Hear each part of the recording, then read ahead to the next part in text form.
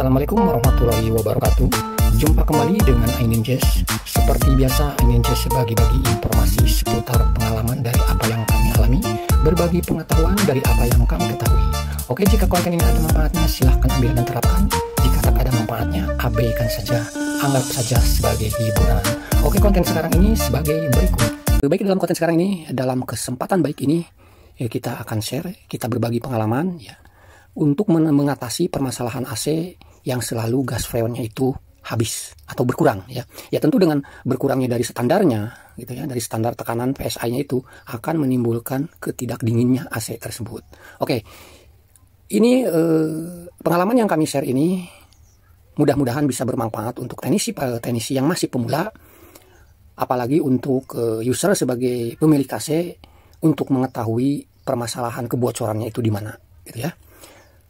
Sebetulnya untuk mendapatkan kepastian, ya pastinya bocornya itu di mana, itu memerlukan ketelitian. Sementara ketelitian itu memerlukan waktu.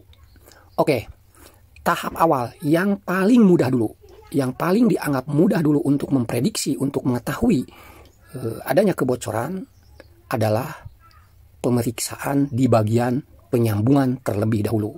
Ya. Perlu diketahui, dalam unit AC split ini ya, ada 4 penyambungan, sambungan yang mempergunakan double nipple atau nipple. Di indoor unit ada 2, di outdoor unit juga ada 2. Jadi totalnya ada 4 proses penyambungan. Ya. Nah, di indoor unit yang khususnya instalasinya itu masuk ke dalam plafon, gitu ya, penyambungnya itu udah pasti ada di bawah unit indoor, di balik AC-nya itu ya. Itu namanya pemasangan menyamping. Dengan pemasangan menyamping dengan instalasi yang masuk ke dalam plafon atau ditanam ya, itu sudah dipastikan dalam merancang instalasinya itu adanya dari sebelah kiri, dan nanti penyambungan di indoor unit itu ada di dalam indoor unit di bagian bawah, di area sebelah sini letaknya sambungan, kecuali pemasangan AC yang back to back, yang pengertiannya langsung keluar dan outdoornya langsung di sebelahnya gitu ya, itu pasti penyambungannya ada di belakang, di belakang sana gitu ya. Oke, lalu setelah pemeriksaan di penyambungan di indoor unit ya, sambungan di indoor unit, apakah ada tanda-tanda kebocoran gitu ya, dan yang paling mudah lagi itu untuk mengetahui ada tidaknya kebocoran itu dengan posisi AC tersebut di-off-kan terlebih dahulu. Tapi dengan catatan, normalkan dulu gas freonnya ya. Untuk 410 itu kisaran antara 150 hingga 160 ya. Setelah dinormalkan dalam posisi hidup ya, dinormalkan dulu. Lalu setelah normal tekanannya dimatikan. Itu supaya menambah tekanan gas freon di unit maupun di instalasi. Jadi nanti kalau seumpamanya ada kebocoran yang dapat dijangkau dengan hasil pemeriksaan, itu bakalan terlihat, terutama mempergunakan air sabun di setiap penyambungan baik di indoor unit maupun di outdoor unit. Ini tandanya yang terjadi salju atau bunga es itu karena AC ini emang mengalami kekurangan gas freon ya, sampai kisaran 70 gitu ya, 70-80 itu akan nimbul salju gitu ya.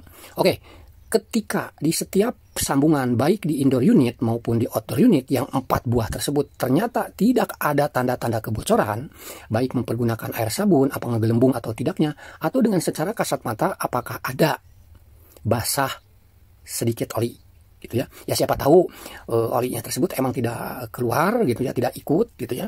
Jadi kita bisa mempergunakan air sabun ya. Oke, jika di setiap penyambungan ternyata hasilnya nihil, tidak mengalami ada kebocoran, langkah berikutnya adalah kita mencarinya di evaporator. Di evaporator itu pun sama ya.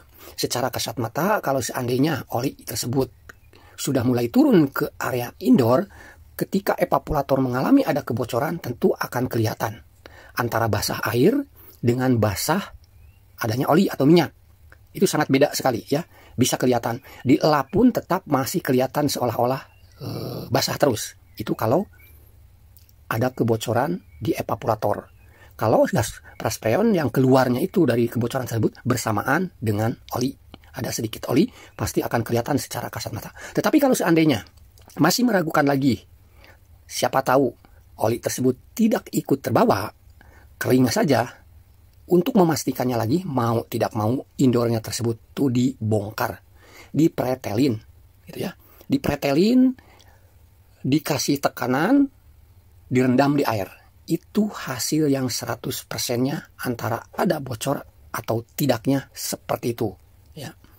Karena dengan posisi seperti ini, dengan dipretelin ini, kalau tidak dipretelin ya siapa tahu ada kebocoran, tetapi tidak dibarengin dengan oli atau minyak yang ikut keluar dengan gas freon dari kebocoran tersebut. Ya ini langkah untuk memastikannya, mau tidak mau prosesnya lagi itu adalah dipretelin, dilepas evaporatornya dari seluruh komponen, kasih tekanan, lalu tekanan ya, itu mau mempergunakan oksigen, mau mempergunakan gas freon, silahkan bebas. Yang penting evaporator tersebut diisi tekanan, lalu direndam.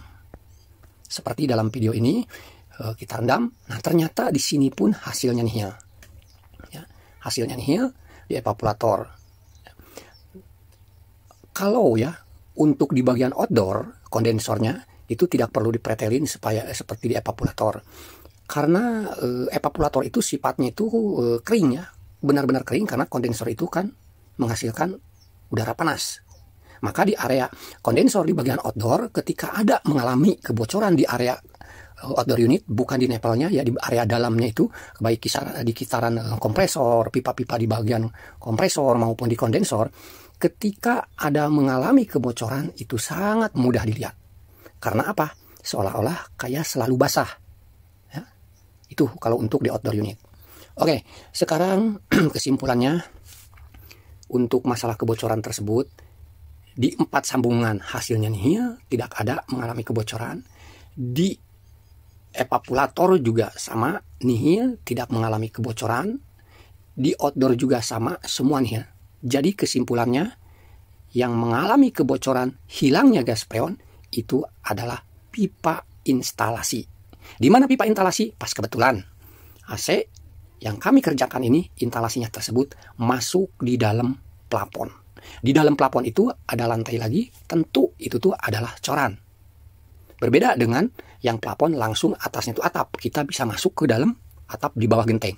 Tetapi kalau seandainya di atasnya itu masih cordak gitu ya, ya mau tidak mau jalan satu-satunya untuk melepas atau memasang dia pipa baru itu, melubangi atau merusak sebagian dia punya plafon untuk mengetahui jalur pipanya ke area mana, dan nanti pipa tersebut yang lama itu dilepas diganti dengan yang baru gitu ya. Di sini kita udah memastikan ya 100% bahwa permasalahannya itu adalah di pipa instalasi, tetapi titik sebelah mananya belum diketahui. Ya, karena prosesnya lain lagi, untuk memastikannya ada proses lagi. Oke, sekarang contohnya pipa di sini kami sudah mempersiapkan ya. Karena emang user kami ini ada kesempatan untuk bisa melakukan proses penggantian pipa ya, memberikan kesempatan, ada waktu user tersebut untuk memberikan tugas kepada kami untuk mengganti instalasi AC tersebut. Nah di sini kami sudah mempersiapkan ya pipa penggantinya, dan singkat cerita alhamdulillah sudah sampai di lokasi. Ini adalah peralatan-peralatan tempurnya. Lalu ini unit AC sudah indoornya sudah kami lepas ya, tentu pipanya, jalur-jalur kemana-mananya ini yang kami lubang-lubangin ya, yang sudah dipastikan menurut feeling kami yang agak sulit untuk memasukkan pipa itu adalah yang berdekatan dengan dinding. Biasanya dinding itu ya tembus ke dalam plafon, nyambung dengan dak. Otomatis si dinding di dalam plafon itu hanya ada bobokan yang muat sebesar pipa instalasi AC. Maka untuk melakukan proses pembolongan ya, ngelubangin dia punya plafon itu adalah di setiap dinding ya, bersebelahan dengan dinding, karena khawatir nanti untuk menarik atau memasukkan pipa yang baru itu akan kesulitan kalau sembarangan kita melubanginya gitu ya. Kalau di dekat indoor itu sudah pasti ya, plafon dekat indoornya itu sudah pasti, karena kita harus leluasa untuk memasukkan dari plafon turun ke indoor unit itu supaya lebih mudah untuk menurunkan dia punya pipa instalasi menuju indoor unit ya. Ini di setiap kamar ya sudah kami lubangin ya seperti ini ya. ternyata pipa instalasi di sini tuh dari kamar 1 menembus ke kamar berikutnya, itu ya, dalam plafon. Nah seperti ini ya. Ini juga sudah kami ketahui di sini, kami setiap perlu ini harus ada lubang lagi karena ini pipa tuh mepet. Begitu kita udah dilihat dari lubang yang sudah kita buatkan, dilihat gitu ya. Di area situ tuh ada balok ya, sehingga pipa itu sangat mepet sekali. Dengan balok akan mengalami kesulitan kalau tidak dilubangin lagi. Jadi intinya dari di rumah user kami ini ya, 1 kamar ya, karena kamar yang mengalami seperti ini ya baloknya nih ya. Ini kalau kita tidak dilubangin dia punya plafonnya di bawah, ini sangat akan kesulitan saat memasukkan dia punya pipa baru, karena antara dia punya rangka ya hampir mepet sekali, cuman ada celah sedikit. Mau tidak mau tepat di bawah balok tersebut kita buatkan lubangan lagi supaya mudah melepas dan memasang pipa yang baru gitu ya. Oke, kita singkat cerita lagi ini ya, untuk menentukan dan untuk memastikan lagi 100% di mana sebetulnya gas freon tersebut mengalami kebocoran. Kalau di instalasinya merasa sudah yakin, dan untuk meyakinkan lagi di sini kami telanjangin dia punya pipa AC ya. Ini kami bongkar dari harmapleknya pipa yang lama ya, supaya fix 100% diketahui adanya kebocoran. Perlu diketahui ini siang hari, udara sangat panas sekali. Tentu pipa yang dikeluarkan dari pembungkusnya yang namanya harmaplek tersebut, kalau basahnya air di pipa tersebut, begitu kejemur akan langsung kering ya. Tetapi kalau yang mengalami adanya titik kebocoran, itu akan nampak selalu basah terus karena bercampur dengan adanya kebocoran, plus gas freonnya yang keluar itu dibarengin dengan sedikit oli. Dari oli kompresor sedikit keluar ngikut barengan dengan gas freon yang hilang. Bisa diperhatikan di sini, ini pipa-pipa sebagian udah kering karena kita jemur, tetapi ada sebagian yang tidak mau kering. Nah ini nih ya, bisa kelihatan dari area sini. Nah ini basah terus kan. Nah ini ke sini itu kering. Nah ini ke sini kering, yang tadinya basah tapi air ya, bekas embunan gitu ya. Nah ini nggak mau kering-kering nih. Ini berminyak. Nah dari sini ke sini kering lagi. Oke, jadi sudah jelas pipa yang ukuran 1/4 ini mengalami adanya kebocoran. Nanti ada kesempatan pipa ini akan kami beri tekanan, dan sebesar apa kebocorannya nanti kita rendam ya. Tapi itu lain waktu saja ya. Akan kami lihat itu seperti apa rembesannya itu gitu ya. Jadi sudah jelas ya, permasalahannya udah fix 100%. Emang prediksi kami yang dari mulai awal proses mencari kebocoran dan mengambil kesimpulan bahwa adanya kebocoran di instalasi itu benar nyata. Alhamdulillah kerja seperti ini tuh tidak sia-sia, karena kita sudah mengajukan harus ganti pipa, dan ternyata betul pipa lama tersebut mengalami kebocoran. Seperti ini buktinya. Pengen bukti lagi, suatu saat pipa yang ada olinya tersebut nanti akan saya rendam di bak, lalu dikasih tekanan tinggi. Seperti apa bocornya nanti bisa disimak di konten berikutnya ya. Oke, singkat cerita ini tidak apa-apalah kita di sini banyak berbicara. Yang jelas permasalahan-permasalahan seperti ini tuh ya sangat mengganggu ke pengguna AC, karena AC-nya tiba-tiba hilang lagi dinginnya, gas freonnya mulai hilang lagi gitu ya. Tetapi dengan ketemunya kebocoran kita merasa lega, bekerjanya pun semangat gitu ya, karena prediksi kita ini tidak meleset gitu ya. Oke, singkat cerita, instalasi yang lama sudah kita pasangkan. Maaf bosku, sedikit serat nih ya. Instalasi baru sudah kita pasangkan di dalam plafon, bahkan sudah ke connect ke outdoor, sudah dipakum, sudah dinormalkan lagi gas freonnya, dan sekarang kita pengetesan dulu sebelum lubang-lubang yang kita rusak, kita bobok temboknya gitu ya, kita bereskan. Tembok yang kita bobok dekat indoor ini kita plester mempergunakan semen pasir tentunya. Nanti kita akan menembel dia punya plafon, tentu mempergunakan konpon gitu ya. Oke, simak saja atau kita sedikit persingkat lagi ya. Ketika ini AC sudah normal gas freonnya, sambil kita uji, langkah berikutnya kita ini akan melakukan penembelan dia punya plafon yang kita rusak. Kita berani rusak, harus berani bertanggung jawab, dan harus mampu untuk memperbaikinya kembali.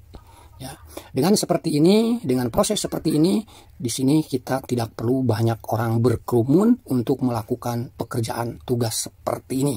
Ya, kita yang rusak, kita yang memperbaiki lagi, kita kembalikan ke seperti semula. Gitu ya.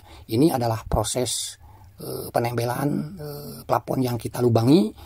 Setelah nanti dikompon, ya, sebagai perekatnya, baru kita untuk menembel, memelester dinding yang kita bobok, gitu ya. Kita rapihkan kembali. Oke, singkat cerita aja saja ya. Di sini yang sudah dibolongin, sudah kita kasih kompon, gitu ya. Tampak atau hasilnya ya seperti ini yang sudah kita beri, udah kita tembelkan ya, sudah diberi paku gipsum ya. Nah, seperti ini hasilnya. Nanti semua ini dibikin seperti ini dulu ya. Tentu di atasnya itu ada sedikit triplek tebal untuk kekuatan dia punya penambah ya. Sebelum dikasih kompon, sebetulnya dengan mempergunakan kompon juga sudah kuat gitu, karena kompon tersebut keras ya kalau udah kering. Tetapi sebelum dikompon itu kan perlu pegangan. Nah, seperti itu tuh kita perlu ada triplek, mempergunakan triplek terdahulu sebagai pegangannya gitu ya. Oke, singkat cerita, semua lubang yang plafon kita lubangin sudah dibikin seperti ini. Lalu kita tinggal melakukan proses pendempulan dengan mempergunakan kompon. Hasilnya seperti ini ya. Ini sudah dikompon, sudah dihamplas, sudah diratakan kembali. Berikutnya tinggal melester dia punya bobokan tembok. Begitu sudah tuntas semua, sudah mengering gitu ya, baru kita melakukan proses pengecetan. Cat semua dengan warna putih, dan pas kebetulan emang di sini tuh mempergunakan cat warna putih, dan hasilnya seperti ini. Alhamdulillah, plafon yang kita rusak, temboknya yang kita rusak ya, kita kembalikan lagi ke semula, dan alhamdulillah sudah tuntas walaupun sampai larut malam. Ya, seperti ini tampilannya kamar yang dilalui pipa instalasi yang tadinya kita rusak dia punya plafonnya, kita bolongin dia punya plafonnya, kita bobok dia punya temboknya untuk jalur penempatan pipa instalasi, dan alhamdulillah walaupun sampai ini larut malam, sekarang sudah kembali ke posisi normal. Semua sudah dikembalikan seperti semula, tampilannya seperti ini. Oke, itu saja ya yang bisa kami sampaikan. Kami share pengalaman kami dari mulai cara mengetahui atau memprediksi kebocorannya AC, kebocoran gas freon di unit AC split. Pas kebetulan ini merek Daikin. Kebocoran bukan di unit, tetapi di pipa instalasi. Pihak pabrik tidak menyediakan paket berikut instalasinya. Pabrik hanya menyediakan atau hanya menjual satu set indoor dan outdoor unit. Sementara instalasi pembelian itu bebas untuk para pemasang, mau di toko yang mana saja bisa, yang penting tahu kualitas. Sampai jumpa kembali di konten yang akan datang. Terima kasih. Baik, itu saja yang bisa kami sampaikan. Semoga sedikitnya ada manfaat. Terima kasih bagi Anda yang sudah mensupport channel kami. Semoga Anda, kita semua selalu diberikan kesehatan, dimudahkan berbagai macam urusan. Amin, amin ya robbal alamin. Terima kasih. Assalamualaikum warahmatullahi wabarakatuh. Salam Aininjes.